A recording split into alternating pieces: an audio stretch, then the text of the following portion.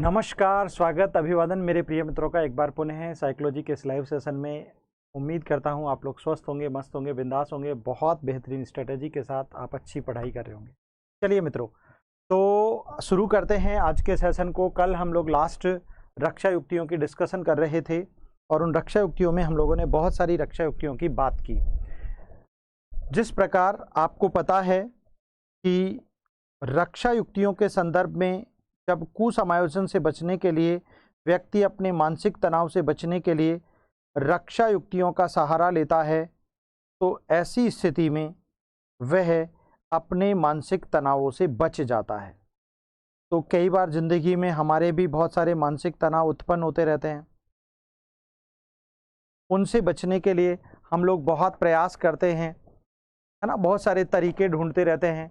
तो इसी प्रकार की रक्षा युक्तियों की हम लोग कंटिन्यूअस बात कर रहे थे, जिनमें आज हम एक रक्षा युक्ति की बात करते हैं और वो रक्षा युक्ति होगी आपकी पृथक्करण। हम लोग लगभग 10 या 11 रक्षा युक्तियां पढ़ चुके थे।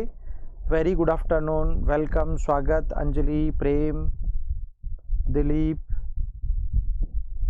अखिलेश, विवेक, सरोज, अमित जी, नमिता जी, अजय कुमार जी। चलिए, स्वागत है सभी प्रिय मित्रों का। तो रक्षा युक्तियों में हम लोग 11 नंबर की रक्षा युक्ति यानी पृथक्करण की बात कर लेते हैं। पृथक्करण एक रक्षा युक्ति है जिसे हम लोग नाम देते हैं पृथक्करण। इसे कहते हैं आइसोलेशन या सेपरेशन।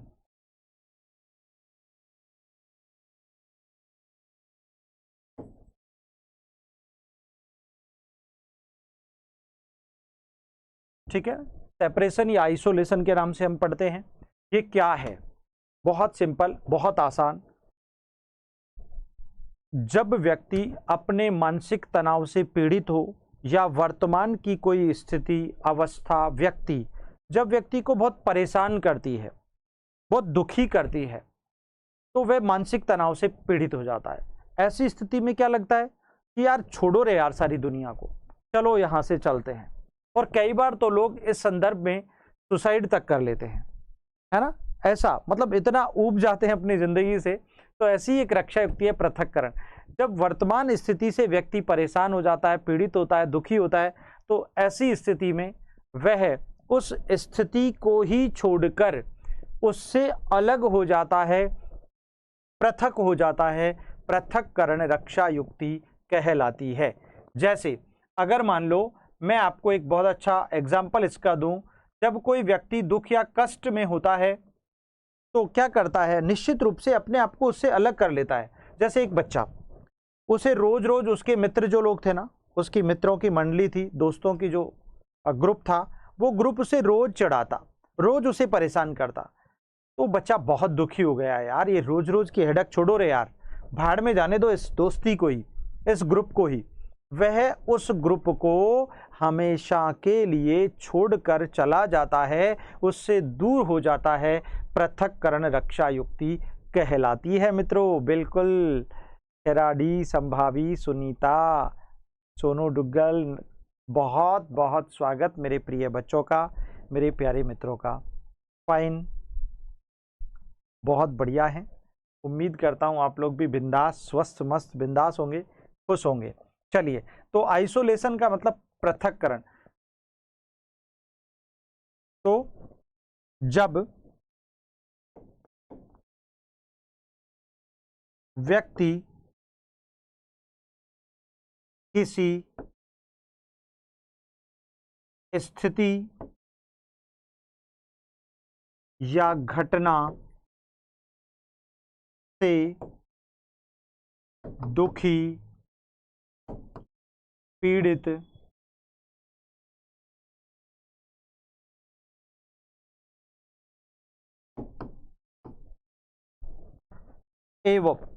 एवं परेशान होता है,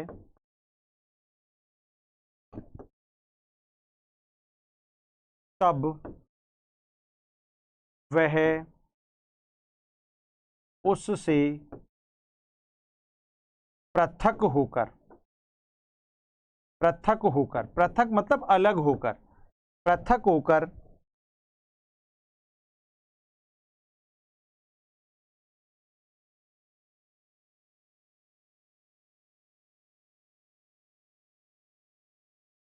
पृथक होकर तनाव से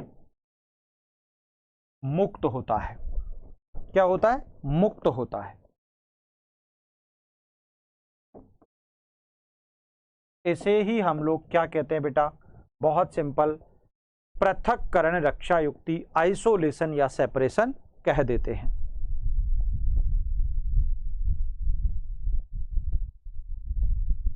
बिल्कुल ओके, बिल्कुल मनोज जी, आपका नाम क्यों नहीं बोलेंगे, जरूर बोलेंगे। गीतांजलि, दुर्गा, जूसी, मनोज, सबका बोलेंगे, बिंदु, सबका बोलेंगे, टेंशन मत करो। तो मेरा कहने का मीनिंग आप समझिएगा, मैं आपको इस पृथक्करण रक्षा युक्ति का मीनिंग समझाने की कोशिश कर रहा हूं कि जब व्यक्ति किसी स्थिति, किसी घटना, किसी व्यक्ति से बहुत परेशान हो जाता है, दुखी हो जाता है, रोज रोज के झंझट से मुक्ति पाना चाहता है, तो ऐसी स्थिति में वह उस स्थिति, घटना या व्यक्ति से हमेशा के लिए पृथक हो जाता है, अलग हो जाता है, जिससे उसका मानसिक तनाव, जिससे उसका जो बर्डन है, जिससे उसकी जो बहुत सारी आंतरिक जो तनावात्मक प्रक्रियाएं हैं, अवस्थाएं हैं, उनसे वह छुटकारा पा लेता है। ऐसी उस अवस्था को, ऐसे उस उपाय को, ऐसी उस रक्षा युक्ति को हम कहते हैं पृथक्करण, आइसोलेशन या सेपरेशन। क्लियर है बेटा? तो बहुत सिंपल है, इसका एग्जाम्पल भी हम लोग साथ में पढ़ लेते हैं। जैसे एक एग्जाम्पल अगर हम लिखें तो इसका एग्जाम्पल हम पढ़ेंगे कि एक छात्र द्वारा, एक छात्र अपने मित्र समूह से, एक छात्र अपने मित्र समूह से परेशान या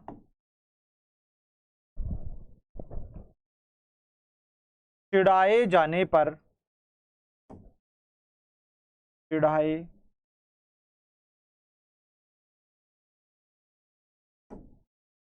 पर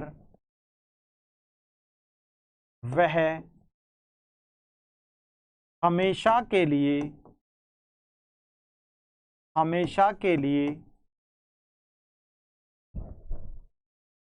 अपने मित्र समूह से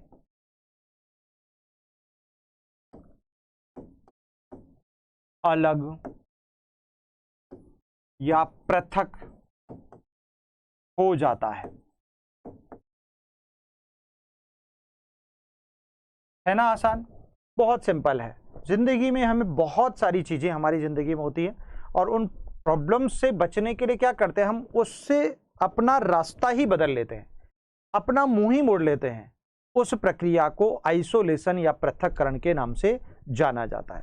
क्लियर है? बहुत इजी है। फिर उसके बाद यहां पर और भी बहुत सारे एग्जाम्पल्स हम लोग ले सकते हैं। जैसे कई बार स्कूल्स में ऐसा होता है कि कुछ बच्चे होते हैं, या कभी कभी हमारे साथ भी ऐसा हुआ करता था कि हमें प्रार्थना में जाना, यानी प्रेयर में जाना अच्छा नहीं लगता था। तो हम क्या करते थे, बस उससे तो बहुत हेट होती थी हमें, तो हम प्रार्थना में ही नहीं जाते थे, प्रार्थना की उस सभा से अपने आप को अलग कर लेते थे। तो ऐसा ये पृथक्करण कहलाता है। क्या कहलाता है? पृथक्करण। जो आपको दुखी करता है, जो आपको पीड़ा देता है, जो आपको कष्ट देता है, उससे अपने आप को अलग करना, और अलग करके अपने मानसिक शांति या अपने मानसिक तनाव को दूर कर देना। This is the isolation and separation also. एक और रक्षा युक्ति है जो बहुत ही इंटरेस्टिंग है, और वो है अंतःक्षेपण। क्या है माय डियर? अंतःक्षेपण। अंतःक्षेपण इसे हम लोग इंट्रोजेक्शन के नाम से पढ़ते हैं। क्या पढ़ते हैं बेटा? इंट्रोजेक्शन।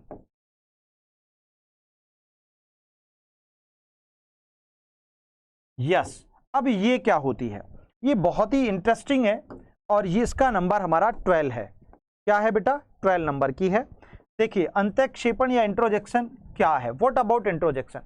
भाई सीधी सी बात है, अंतः का मतलब होता है आपका स्वयं का हृदय, आपका अंतःकरण, आपका स्वयं का आंतरिक जो भाव है, उसका संबंध अंतःक्षेपण से होता है। यानी आपने जिंदगी में बहुत सारे लोगों को देखा होगा। एक एग्जाम्पल से सीखते हैं। मान लीजिए आपके रिलेशन में, आपकी जानकारी में, आपके समाज में, आपके आस पड़ोस में यदि किसी की डेथ हो जाती है, किसी की मृत्यु हो जाती है, तो हम उसका समाचार सुन के उसके तिये पाँचे के दिन वहाँ पहुँचते हैं।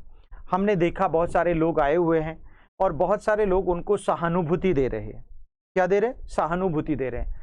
हमने वहाँ पर सहानुभूति देने की तुलना में या उसकी अपेक्षा, उसकी बजाय हम वहाँ पर जाकर के अपने गाने गुनगुना रहे हैं, हम वहाँ पर जाकर के अपने डांस कर रहे हैं, तो ऐसी अवस्था में वहाँ के लोग आपको पागल कहेंगे और आपको धक्का देके भगा देंगे।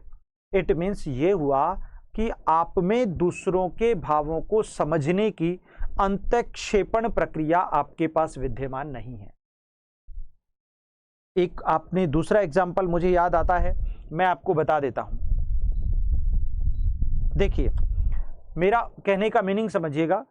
बहुत सारे बच्चे होते हैं, जैसे वो अपने रास्ते घर जा रहे होते हैं, तो रास्ते में कोई भयानक एक्सीडेंट देखा और वहाँ पर रोने, चीखने की, चिल्लाने की आवाज़ आपके कानों तक पहुँच रही है। आपके सामने एक बहुत भयानक दृश्य है, ऐसा सीन है जो आपसे देखा तक नहीं जा रहा। उसे देखकर स्वतः ही, अपने आप ही आपकी आंखों से अश्रुधारा बह चुकी, आपके आंखों से टीयर्स जो हैं वो ऐसे ही बस एक फ्लो में बहे जा रहे हैं। तो ऐसी अवस्था को, इट मीन्स आपके अंदर भावात्मक, संवेगात्मक, संवेदनात्मक, सेंसिटिव इमोशंस विद्यमान हैं और ऐसी स्थिति को अंतःक्षेपण कहा जाता है। लेकिन इसकी तुलना में दूसरी बात सहानुभूति होता है। एक वर्ड होता है सिंपैथी। सहानुभूति क्या है, पूछ सकता है क्वेश्चन एग्जामिनर। सिंपैथी का मतलब ऐसे किसी घटना या अवस्था या परिस्थिति में सिर्फ दो शब्द कहकर, अरे यार बहुत अच्छा नहीं हुआ, है ना, अरे यार बहुत अच्छा नहीं हुआ, ऐसा नहीं होना चाहिए था, ये तो विधि का विधान है, जो इस धरती पर आया है वो एक दिन जरूर जाएगा, जन्म भी निश्चित है तो मृत्यु भी निश्चित है। आप ऐसी बातें कर रहे हैं, तो बातें करके अपना पल्ला झाड़ लेना वो तो सहानुभूति है। लेकिन उस अवस्था को देखकर अपने आप स्वतः ही ना चाहते हुए भी, दैट इज अनवांटेड बिहेवियर, ना चाहते हुए, इसको पावलोव ने प्रतिवर्ती व्यवहार या अनवांटेड बिहेवियर कहा है। तो ना चाहते हुए भी अपने आप आंसू निकल पड़े, उसे अंतःक्षेपण कहा जाता है। बहुत आसान है बेटा।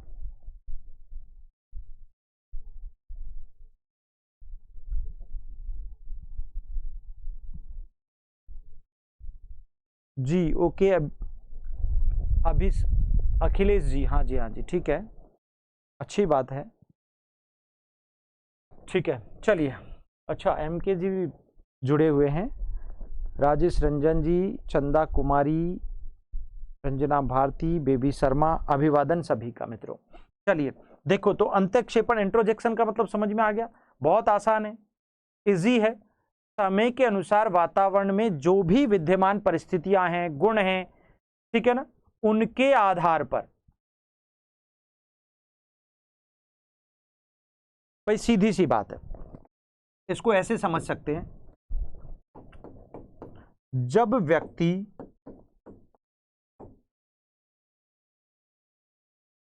समय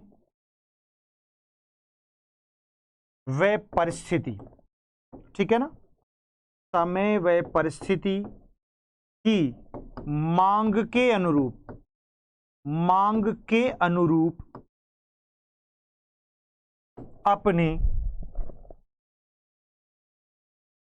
अपने गुणों को उनमें शामिल कर ले,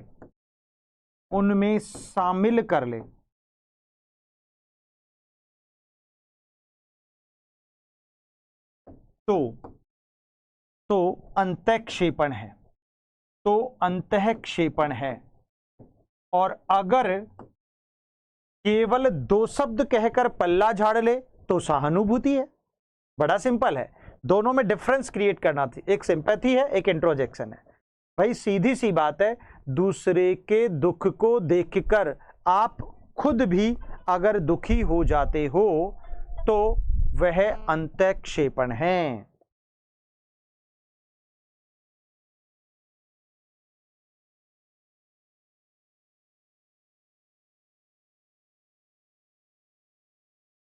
अंतःक्षेपण है। क्लियर है ना? चलिए,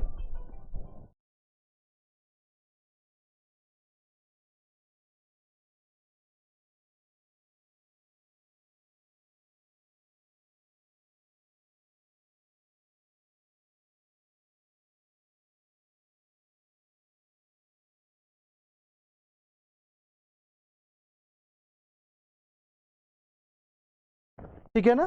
तो जब व्यक्ति समय व परिस्थिति की मांग के अनुरूप क्या कर ले, अपने गुणों को उनमें शामिल कर ले, यानी दूसरों के भाव के अनुरूप।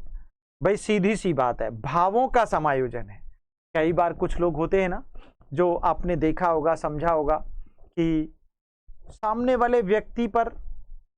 वाले व्यक्ति उसके पास खाने को दाने नहीं है, कहते हैं कि उसके पास चपाती नहीं है और आपके पास एक चपाती है, और अगर फिर आपके दिल में एक भाव उत्पन्न हो, आपके हृदय में एक भाव उत्पन्न हो और आप अपनी एक चपाती, सिर्फ आपके पास भी एक ही है, आप उस एक चपाती में से आधी अपनी पड़ोसन या पड़ोसी को दे देते हो जिसके पास आज खाना नहीं है, वो तो अंतःक्षेपण है। वो तो क्या है? अंतःक्षेपण।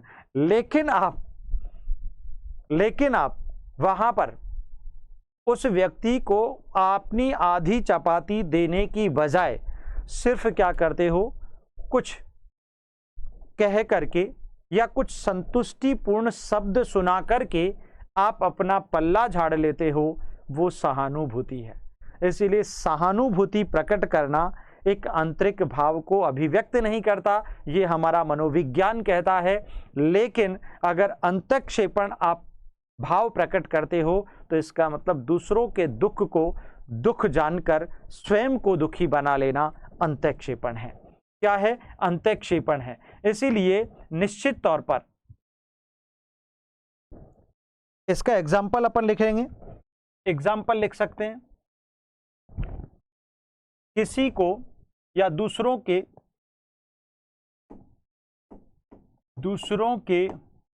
दुख को देखकर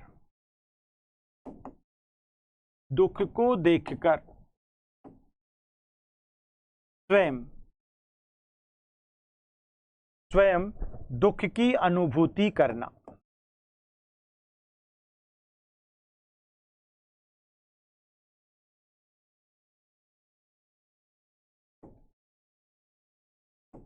बड़ा सिंपल है ना?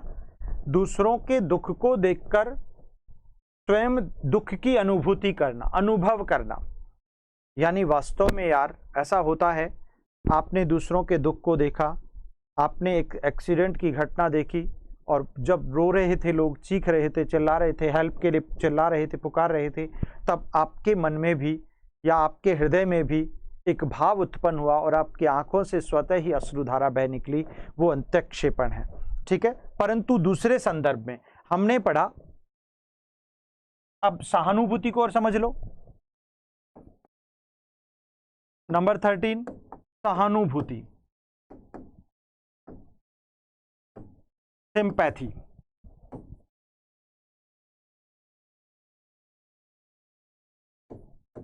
क्या है?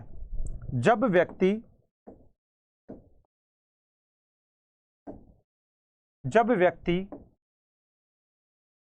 समय और परिस्थिति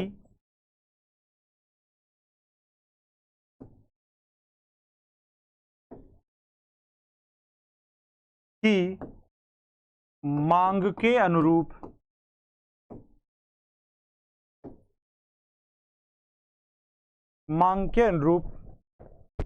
केवल अपने बाह्य गुणों का प्रदर्शन करता है,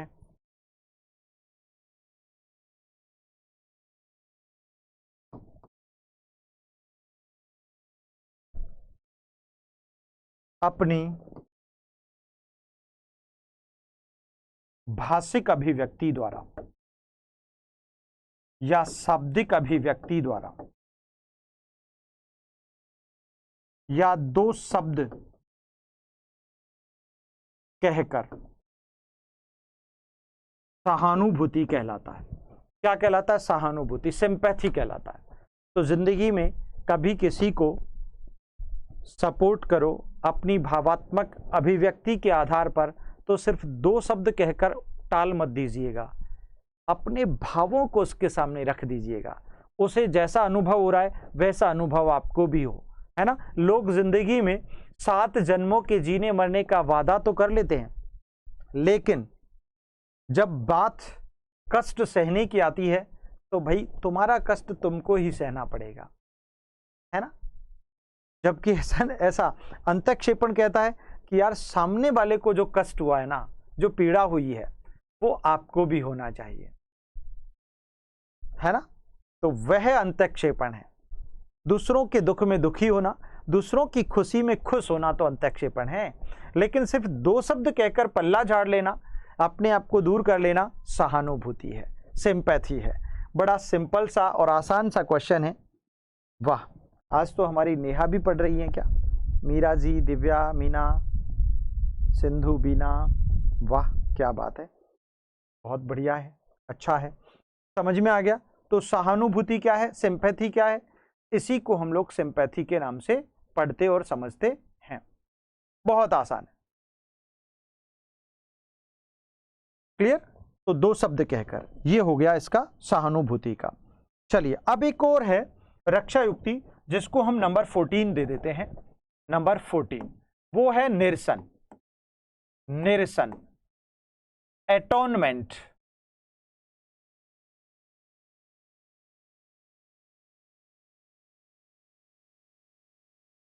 एटोनमेंट ये आजकल की बहुत ज्यादा रक्षा युक्ति बहुत ज्यादा काम आती है, बहुत ज्यादा।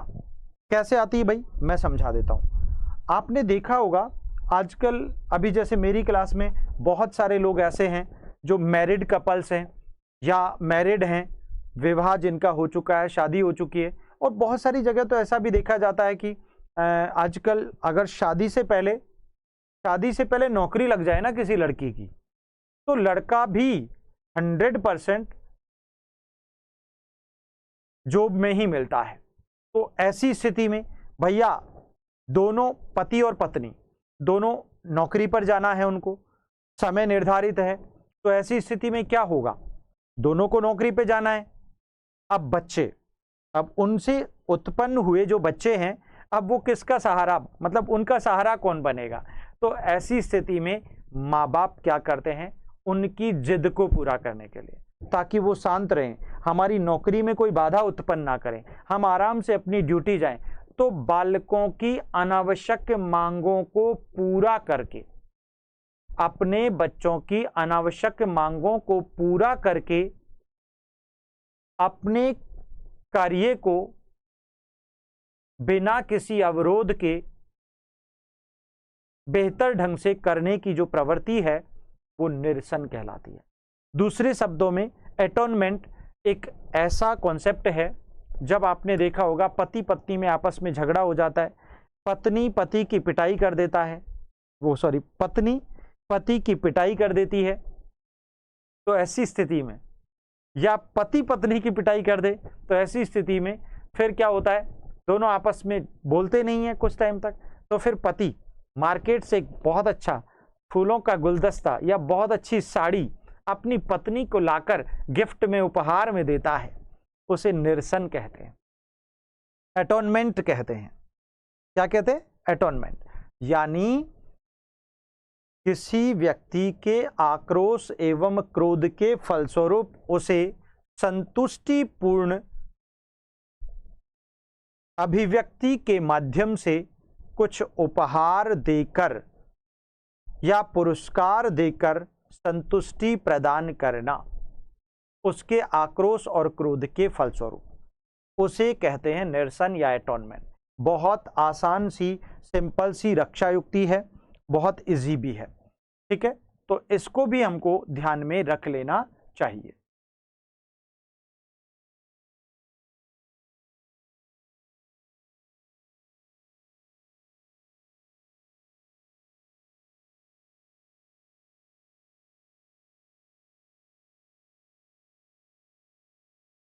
ठीक है, चलिए निरसन, जब व्यक्ति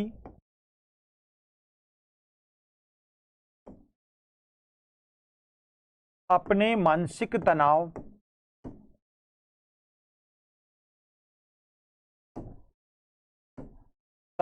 से बचने हेतु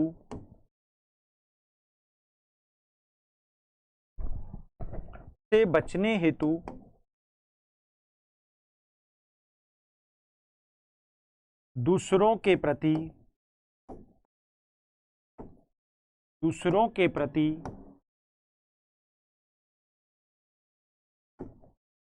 क्रोध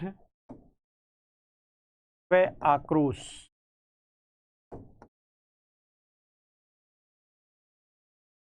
से बचने हेतु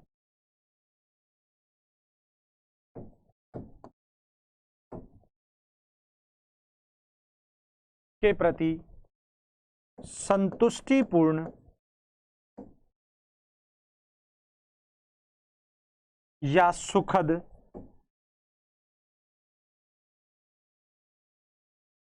व्यवहार प्रस्तुत करता है।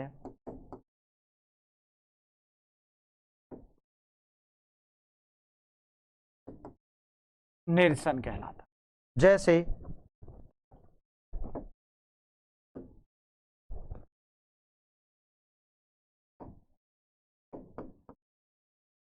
पति द्वारा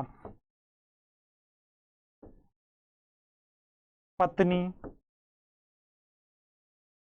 की पिटाई,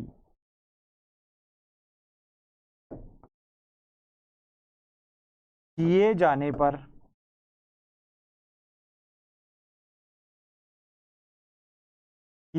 पर पत्नी को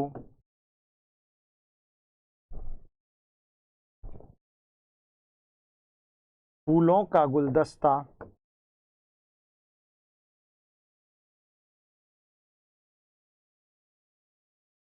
या उपहार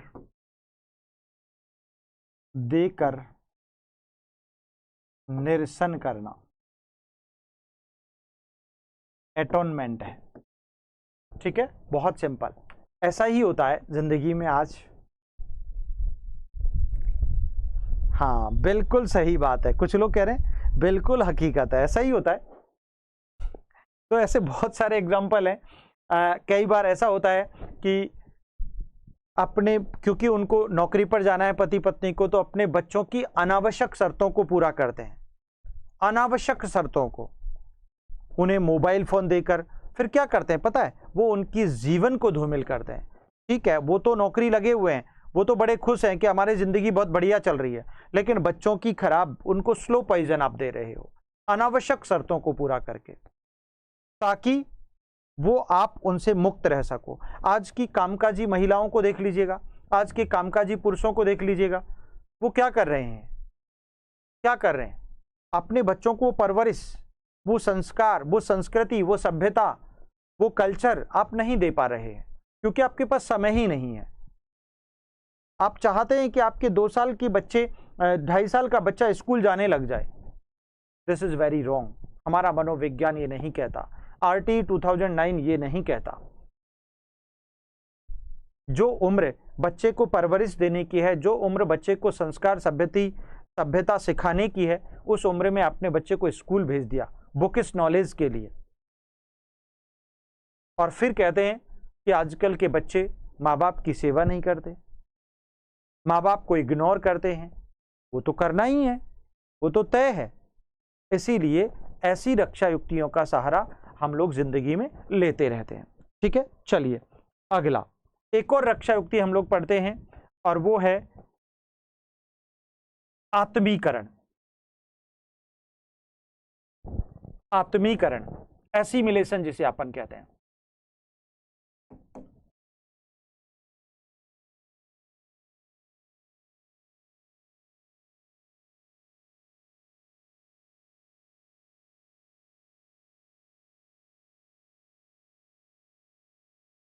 एसिमिलेशन, आत्मीकरण, ये क्या होता है भाई? बड़ा सिंपल है। आत्मीकरण किसे कहते हैं? किसी दूसरे की उपलब्धियों को अपना समझकर समायोजन स्थापित करना, मतलब दूसरों के कारनामों को खुद का समझना, है ना। दूसरों के कारनामों को खुद का समझना शतक सचिन तेंदुलकर जी ने लगाया है और डांस आप कर रहे हो, खुशी आपको हो रही है।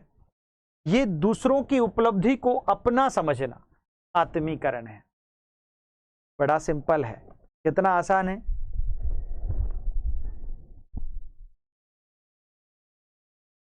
अच्छा खराड़ी जी, अगर उपहार देने से फिर भी ना माने तो फिर एक उपाय और है क्या? एक उपाय और है क्या? पत्नी के हिस्से का सारा काम पति को कर लेना चाहिए। सारा काम, झाड़ू पोंछा, घर का जो भी है, साफ सफाई, खाना बनाना, एवरीथिंग, तो फिर पत्नी खुश हो जाएगी। ठीक है ना। चलिए देखो, तो आत्मीकरण क्या है, देखिएगा बड़ा आसान है, इजी है। आत्मीकरण यानी दूसरों के कारनामों, दूसरों के कारनामों या उपलब्धियों को, दूसरों के कारनामों या उपलब्धियों को अपना समझकर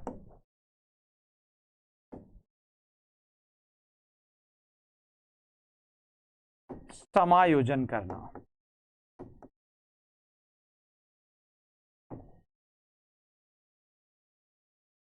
आत्मीकरण है, क्या है? एसिमिलेशन है।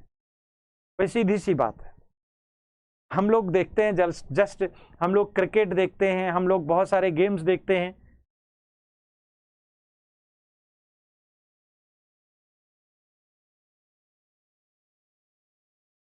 बहुत सारे आज की दुनिया में ये वाली रक्षा युक्ति तो बहुत जबरदस्त देखी जाती है।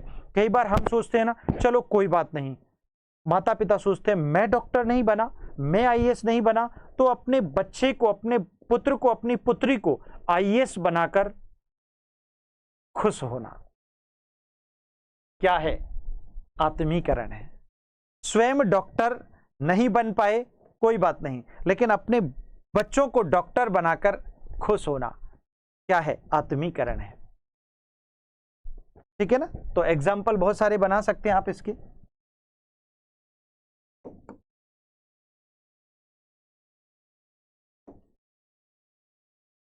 स्वयं डॉक्टर या इंजीनियर न बनने पर अपने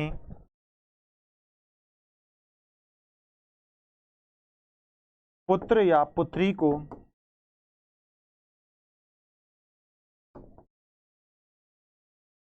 डॉक्टर या इंजीनियर बनाकर खुश रहना।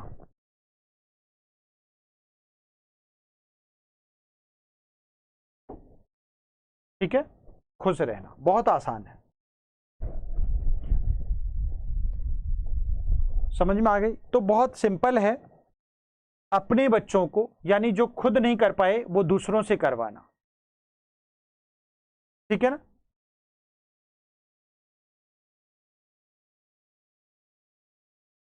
कई बार आपने देखा होगा, बहुत सारे लोग, बहुत सारे प्लेयर्स को, बहुत सारे सेलेब्स को, हीरो हीरोइंस को, जैसे कुछ लोग विराट कोहली की तरह अपनी बॉडी पर टैटू बनवाकर अपने आप को विराट कोहली समझना, है ना। तेरे नाम के सल्लू भाई की तरह अपना हेयर स्टाइल बनाकर अपने आप को सलमान खान समझना, ये आत्मीकरण है। ये क्या है? आत्मीकरण है।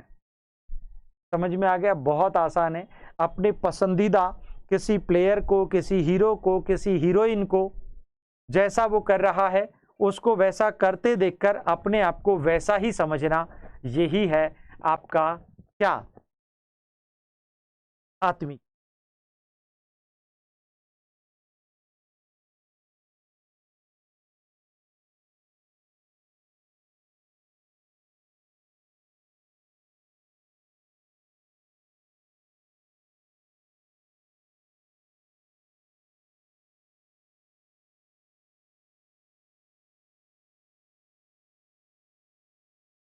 तो यहां पर ये हो गई आपकी अप्रत्यक्ष रक्षा युक्तियां। कौन सी हो गई? अप्रत्यक्ष रक्षा युक्तियां। अब इनमें कुछ और रक्षा युक्तियां हैं जिन्हें हम क्षतिपूरक उपाय और आक्रामक उपायों के रूप में पढ़ते हैं। कहीं कुछ किताबों में, कुछ मनोविज्ञानियों के अनुसार, कुछ विद्वानों के अनुसार क्षतिपूरक उपाय को सेपरेट उपाय कहा जाता है और कुछ को आक्रामक उपाय को सेपरेट कहा जाता है, बट ऐसा नहीं है, ये भी अप्रत्यक्ष रक्षा युक्तियों में शामिल होते हैं। चलिए, लेकिन अपन सेपरेट पढ़ लेते हैं उनको। एक होता है क्षतिपूरक उपाय।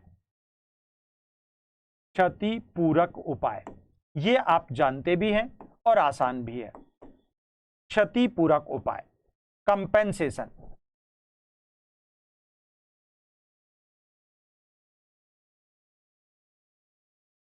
कंपेंसेशन क्या है? क्षतिपूरक उपाय बहुत आसान है।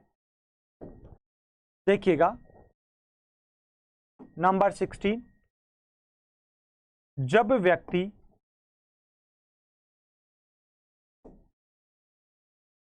किसी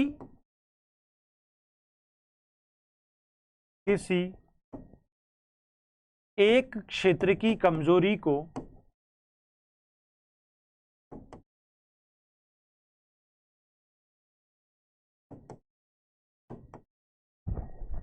दूसरे क्षेत्र द्वारा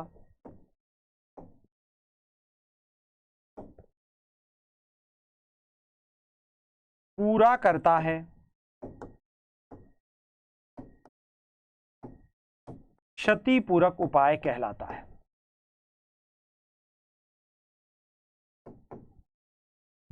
क्षतिपूरक उपाय कहलाता है।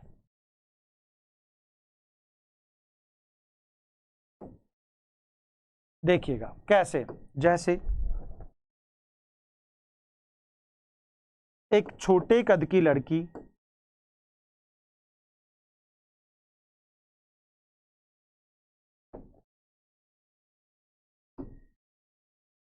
ऊंचे हील के सैंडल पहनकर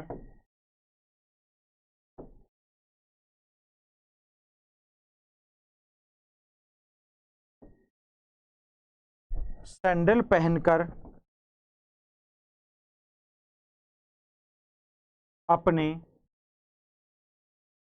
छोटे कद की पूर्ति कर लेती है।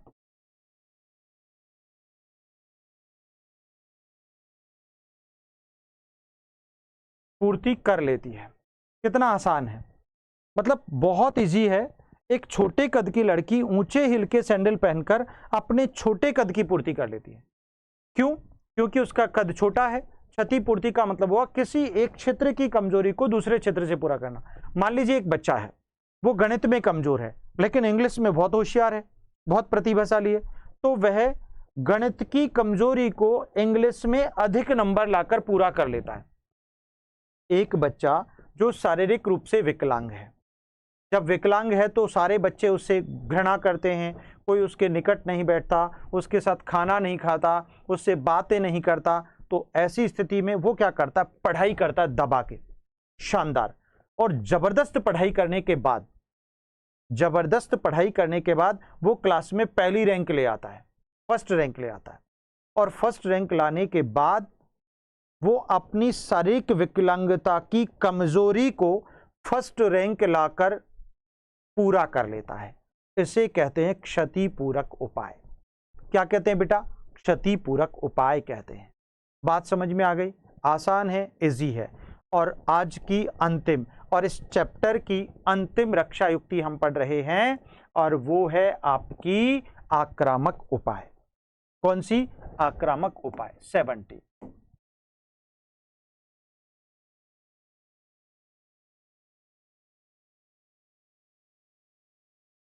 आक्रामक उपाय, अग्रेसिव टेक्निक।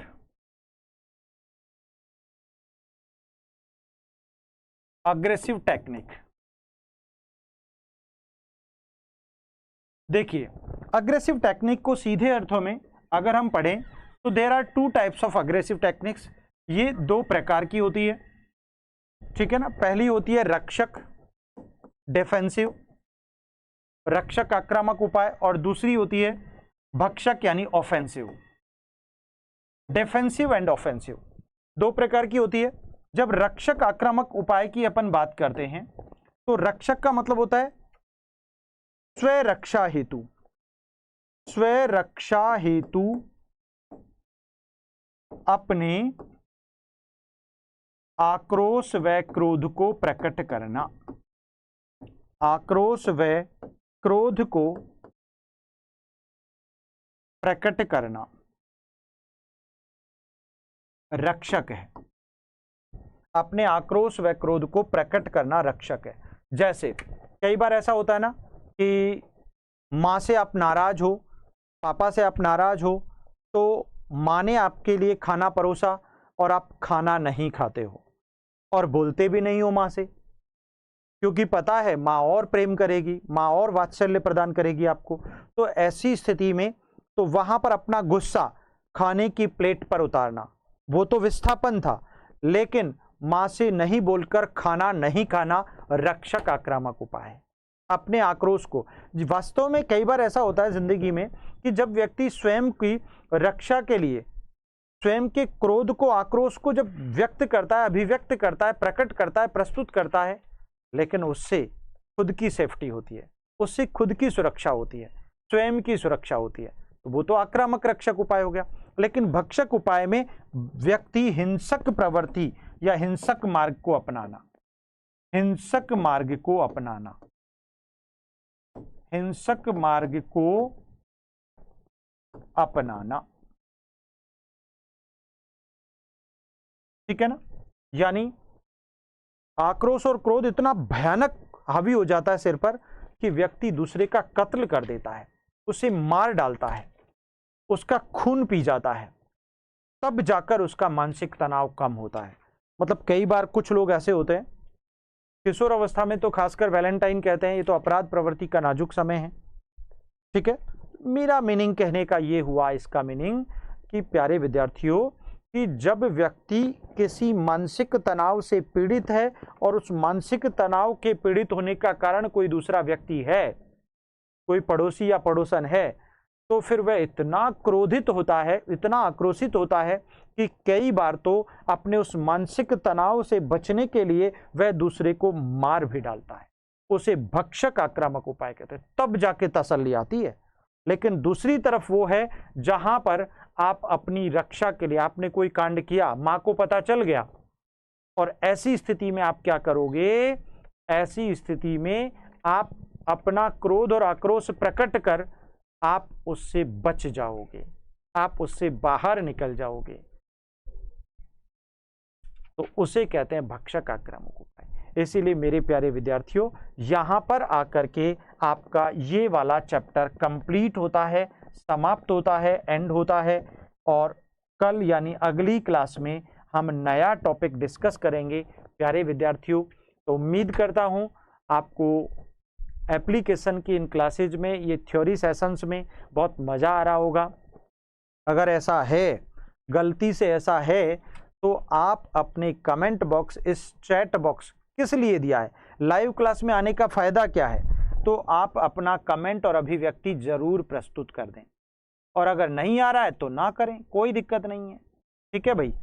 तो इसीलिए अपने भावों की अभिव्यक्ति को जरूर कभी कभी दे दिया करो। चलिए, तो आज के लिए इतना ही।